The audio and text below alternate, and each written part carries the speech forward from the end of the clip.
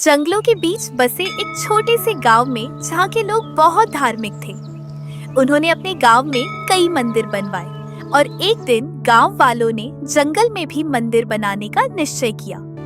जल्द ही निर्माण कार्य शुरू हो गया। कारीगर सुबह अपने सभी औजारों को लेकर जंगले जाते थे।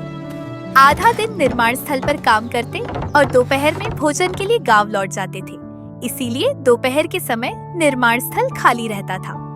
एक दिन जब कारीगर भोजन के लिए गए हुए थे, तभी दूसरे जंगल से बंदरों का एक झुंड वहां आ पहुंचा। वे सभी निर्माण स्थल पर इधर-उधर कूदने फांदने लगे। उस दिन वहां लकड़ियों का काम चल रहा था और कई लट्ठों में कील फंसी हुई थी। बंदरों के सरदार ने सभी से कहा कि यह इंसानों का सामान है, इसको छूना ठीक नहीं है, और उन्हें वहां जाने से रोका। लेकिन एक शरारती और जिद्दी बंदर था जिसने अपने सरदार की बात को नहीं माना।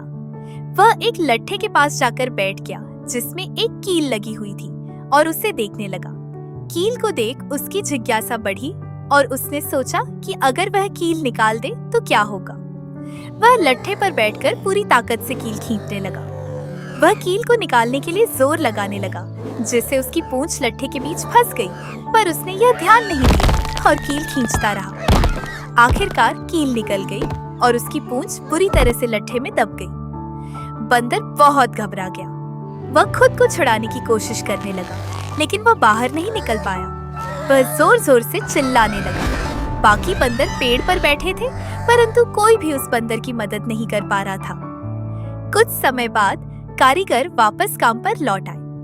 उन्होंने बंदर को देखा और तुरंत समझ गए कि क्या हुआ है।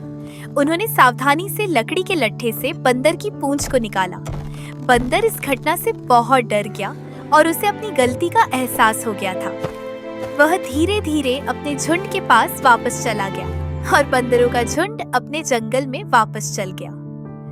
अब वह बंदर पहले जैसा शरारती नहीं रहा। इस कहानी से हमें यह सीख मिलती है कि बिना सोचे समझे किसी भी चीज को छूना खतरनाक हो सकता है।